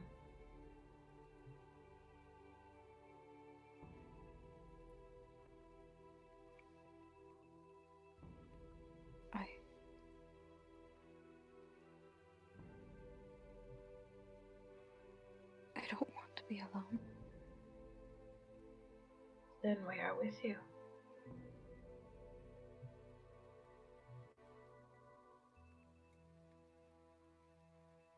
So, it's late enough in the night, and you guys actually got an early night, that even if you were all to stay up, Miri, Amelia, Freya, Robin, you all got at least 6 hours of rest. So you get the benefits of a long rest. Rhea and Ross, unfortunately, you do not. Woohoo! Fun times. How many times can so the necklace that Moiri has, how many times can she cast Greater Restoration? Greater Restoration? Once. Per day. Okay. And she will give an appraising glance to the two who got no sleep, and will reach out to Rhea and cast that on her, removing her exhaustion. Gotcha. And will expend a couple of healing spells, probably. All right. That will, as she said, Rhea, it will remove your exhaustion. It will not, get your spell slots back, Right. or your hit points, but it will remove your exhaustion. Aras, Yes. I would like you to roll me a Constitution saving throw. Okay, you tough it out. You're a stout, sturdy dwarf. You do not get the benefits of a full rest, but neither do you get the ill effects of exhaustion. It's just one night. You just power through. I mean, considering how many all-nighters she's Yeah, pulled. this is not unusual for her. Yo. And Moiri will probably cast Healing Word once on both of them. I will, as I said, you both get the benefits of a short rest at least, so if you want to spend any hit die, you can. It stinks because this is the first time I actually have to worry about spell slots and stuff. And getting stuff from long rests. Otherwise, I didn't care about rests. It's a nasty little spell. Yep. So, any smites or anything that you guys are wanting in the next day, you can't have. Because I have exactly 0 spell slots. Oh, honey. Rolling so poorly for these hit dice, Jesus Christ. Well, also, if you want healing, I can give that to you. I am the heal bot in this party, after all. I'd rather keep our spells for combat, though. So, in the interest of forging a bit ahead, I think it's safe to say that you guys stay up until the dawn. The light filters in through the storm shutters to a gray morning, and you all find comfort in each other's company at the very least. Except Robin. Except Robin, who stays up there guarding the captive, and Annika, who I'm sure Robin still assumes is there, even though you can't see. He didn't see her leave. He doesn't quite comprehend. He is a half and half whether or not Amelia took the strange thing with. Gotcha. Murray will go up and check on him just to make sure he's not, dead. He's just pacing around the room, just watching this guy. Do you wish to be relieved of guard duty? No, I haven't. You guys deal with whatever it is you are dealing with. And she eyes him rather critically. Did you sleep? Enough.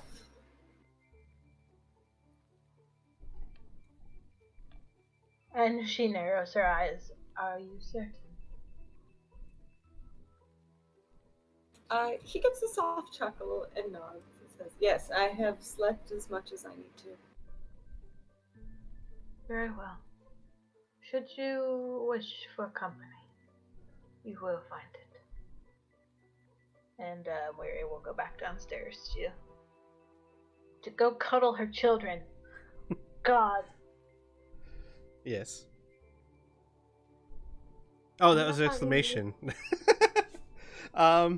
There's still plenty of porridge that can be heated up, and so you all have a warming breakfast, probably very needed for some of you.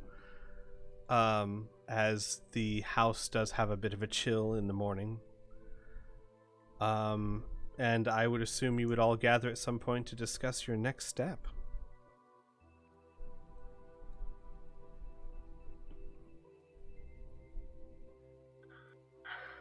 Yeah. After everybody has eaten and, done what they need to do, we will go grab Robin from upstairs. Because, he's part of this too. And say, if you would please, we are making some decisions.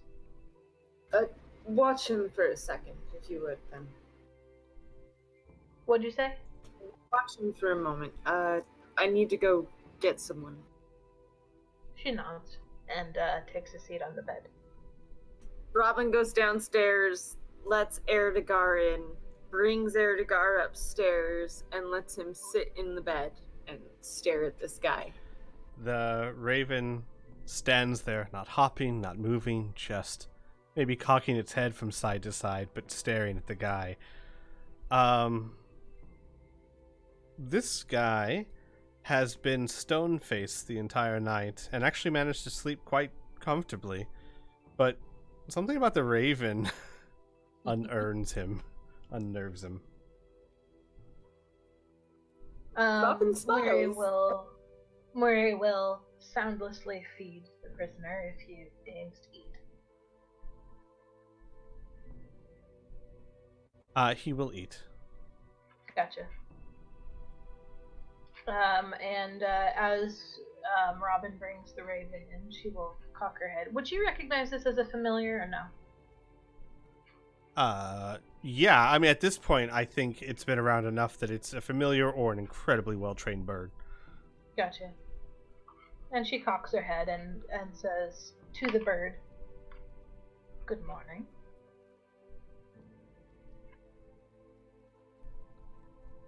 The bird does not respond. I don't know. Would it do anything, Robin? Would it acknowledge that in any way? It would probably stare at her for a period of time. I don't know if it knows her well enough to begin creepy ranting. Yeah, I didn't think so. Intense stare down happening. Gotcha. Some eyes on the prisoner, some eyes on... The two birds stare at each other. A silent conversation is taking place. No. She will offer the bird the rest of the prisoner's breakfast after he's eaten what he wants. Robin nods. Allows the bird to eat. The bird does so, keeping an eye on the prisoner. Gotcha. And the rest of you move downstairs, with the bird staying behind. Robin is going to actually keep his hand on Yuri's shoulder and just be like, if you don't mind, and follow her quite blindly. He's used to walking around blind most of the time, so this is fine. And he's going to count his stairs carefully on the way down and just kind of be really cautious, but he's going to keep flashing every few seconds up towards that prisoner to see if he reacts at all when they leave the room. And then he will maintain constant telepathic contact with Erdegar. Oh god, Moiri was a different character. I would be so tempted to just pick him up. I know she's capable, but she wouldn't do it. Yeah, Moiri, I'd say that you're familiar enough that it's clear that Robin is walking with hindered or impaired sight. And having a familiar of your own, you're quite certain this is probably a familiar now. Gotcha. Okay. Robin, there does not seem to be any change in his demeanor. Roll me an insight check, and this is for like the entire evening. I want to see what you pick up from this guy. Yeah, is he still breathing? Oh yes, he's still breathing, and he watches, and he slept quite soundly. Okay. I'm not very insightful. Oh, it's not bad, actually. This is something that you have experienced and seen in the past. This man is broken in the sense that he has accepted his fate. This is a man who does not expect to be freed or to get free or to live throughout the day. And that brings a certain sense of certainty, security, confidence in the sense of, I've already accepted my fate. And he has not made any move to escape or resist at all. And when you leave, that does not change. Robin feels a little more comfortable, and halfway down the stairs will take his hand off of Miri. Maintain that telepathic contact, but make his own. Understood. So you guys make your way to the living room.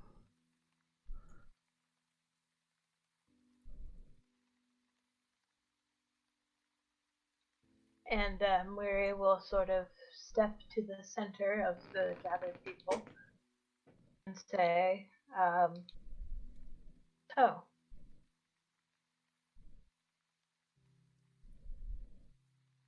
it appears we need a direction to go in, and I believe I might have found it. Thank you, Robin. Van Carlo left me a key, and this key was matched by a chest in the house, in which there was a note detailing the address of, what the fuck is his name? Salvatore Scream. And he's the last person who can legally depose the queen, right? No, he is the person. Knows the location. Exactly, he's the person that Van Carlo believes knows where Kerpopolis is.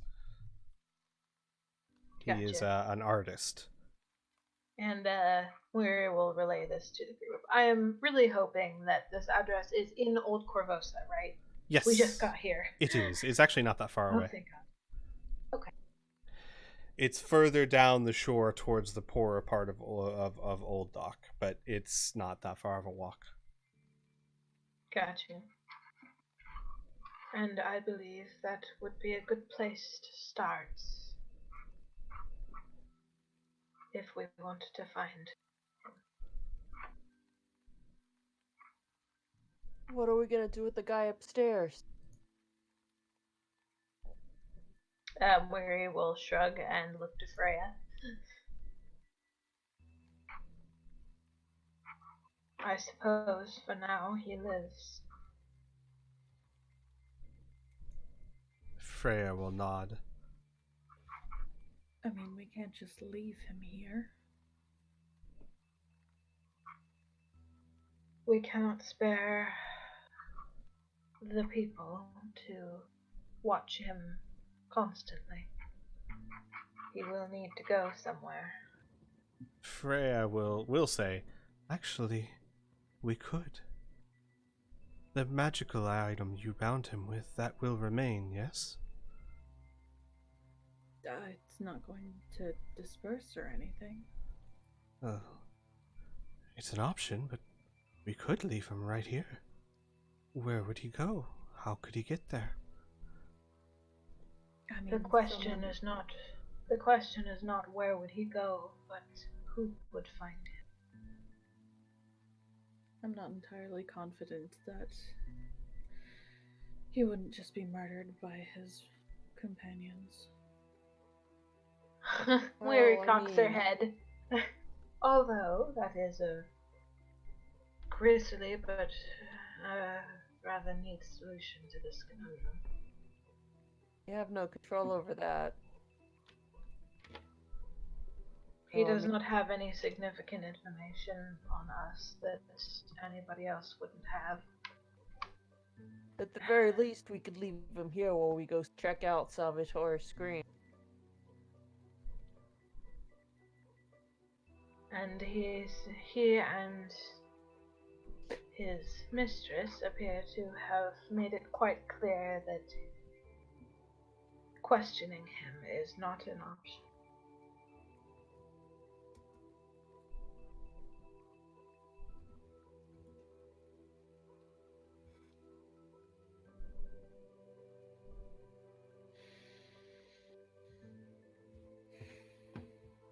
So then it's a matter of either leaving him tied up in a closet, or what?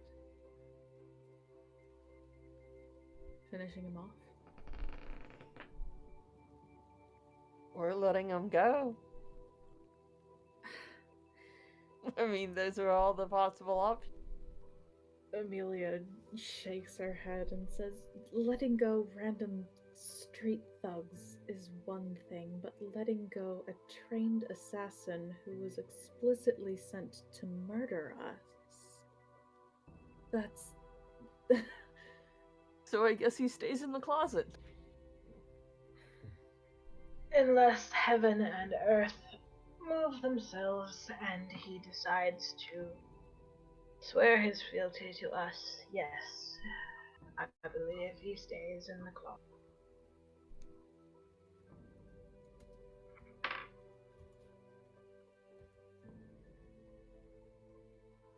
All right. Closet it is. Salvador's house. Liam's tiny hut lasts for 8 hours. Unfortunately, it disappears if the caster leaves it. Never mind. I know, otherwise it'd be so useful for things. Could you imagine, like, while you guys are gone, Van Carlo comes home, opens his closet. It's just like, what the fuck? So, if I understand... Handle We it. forget about the guy, and then, like, 6 months later... So, you all prepare to depart. You pack up your things. Any last minute preparations? You know that the house is only about a 20-minute walk down the shore side.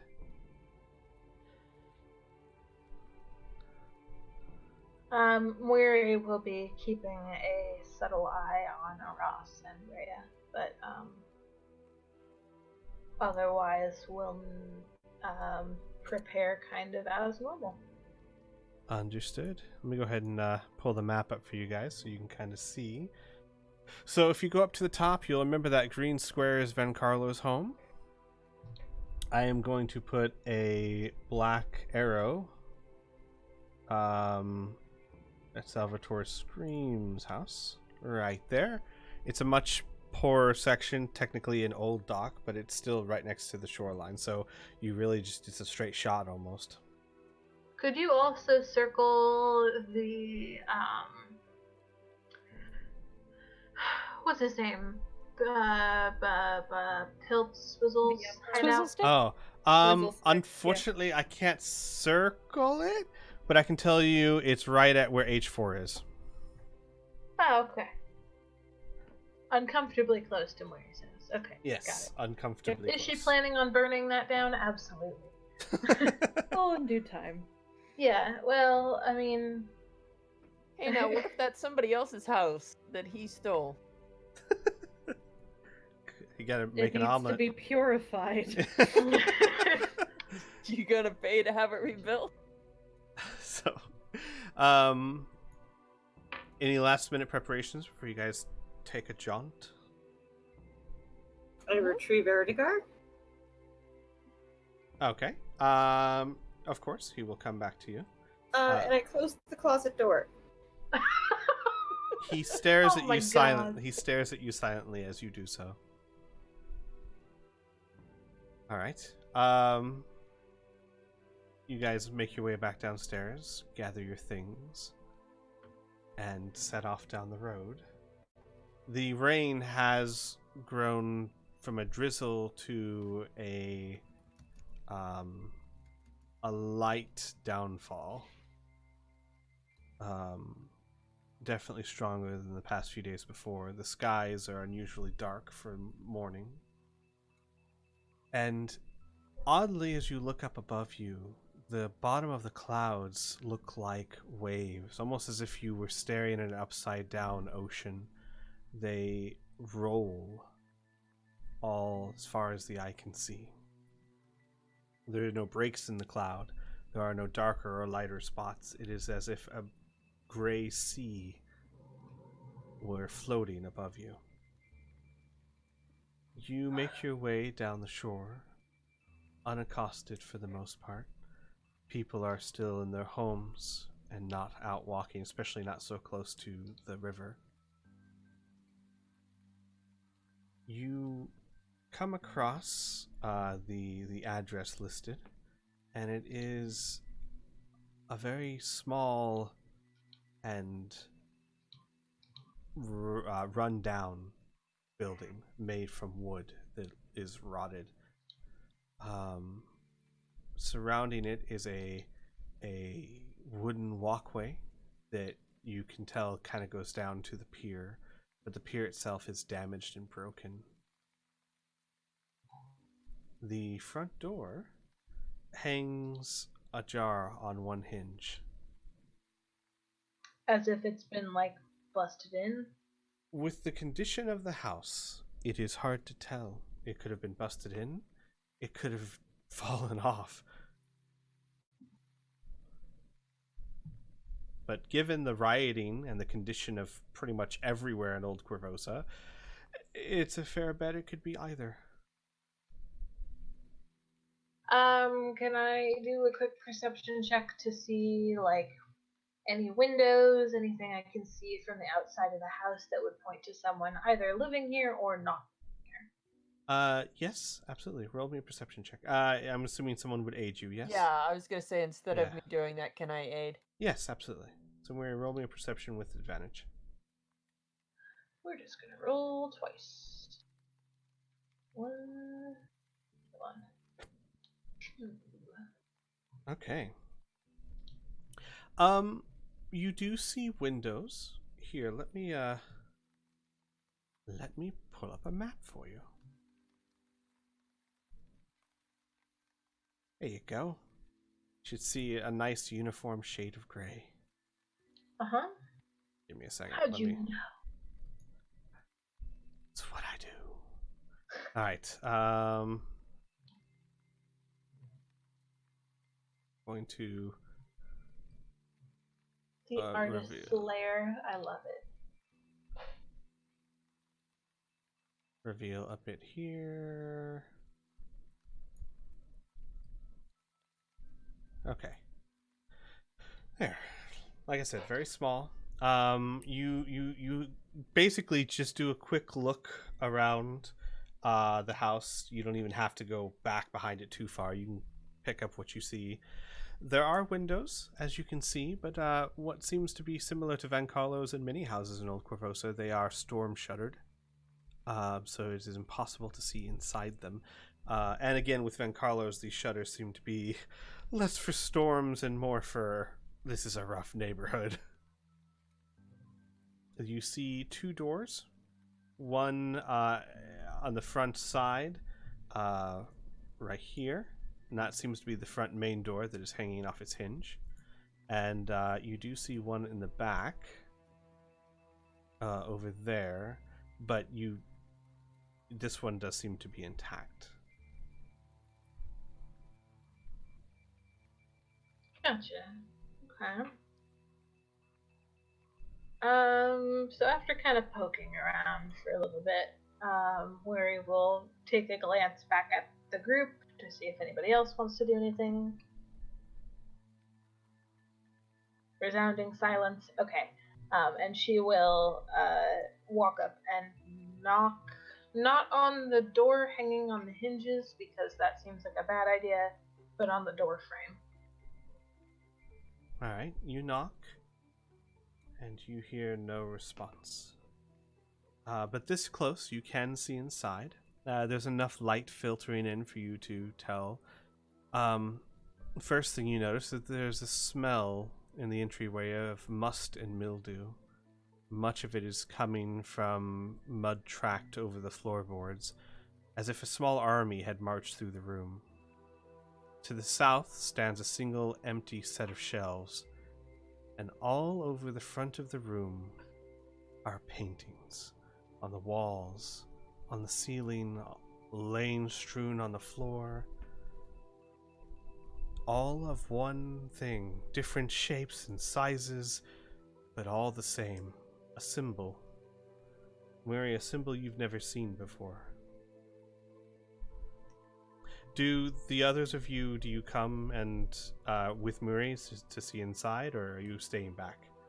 Yeah, Amelia's up there with her. Maria will as well. Yeah. Ross as well. Okay, so I'll say Mary and her train of nosy children. I'll go ahead and reveal this room, and I'll say that you guys can all see inside, and you're all seeing the same thing.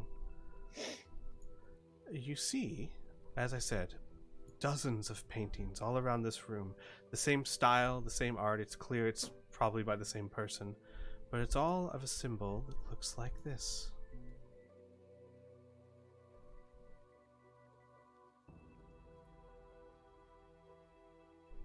Like, complete with the cobwebs and everything? Yes. Cobwebs in different places, but always there. Oh boy, that looks fun.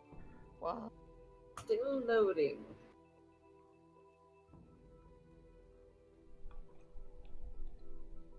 God, I hope this guy isn't, like, related to Spiderfucker, dude. Which one? The guy The who guy had, like, that the, like, weird spider hybrid in his basement, the one that I Oh, put down. yeah. yeah, the one that we weren't supposed to be able to beat until like later on. Darvargo. Yeah, that guy. That was a weird Darvargo. spider head, but that was an Etten, whatever. A what? An Etten. His spider son. And I'm sorry, not an Ettercap. An Ettercap. It's an actual creature in D&D.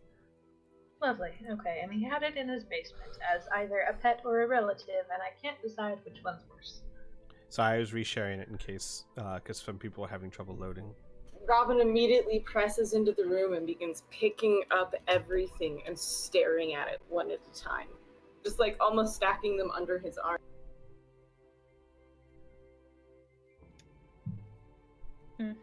Do we want to stick by the ruling of a new perception check every room, or? I actually think this would be a great place to stop for the night. Okay. Give you guys a week to anticipate what might happen. Yeah. So. Surprise, the penguins are actually bombs. Yeah. They're made in a bomb factory. Robin's touching all the bombs. All the bombs. So fun session, good sleep, nice restful evening. Yay! I'm gonna go find a corner to cry in, guys. I understand. Aw. May I suggest, as a benevolent GM, it is clear that you guys are taking the harder path for the sake of Shala, which is very kind of you. You may not want to prevent these dreams, but that does not mean there aren't things you can do to combat them or mitigate them. Just gonna say that. Might be worth thinking about. Well, once our researcher is back, it'll be a lot easier. Uh-huh. Until Go to then... sleep with the tinfoil hat? Until then, everyone, thanks for watching, and thank you all for playing as always. Such a great... it's always a great session with you guys. Yay. Hey. And we'll see you all next week. Thank you. Bye. Bye.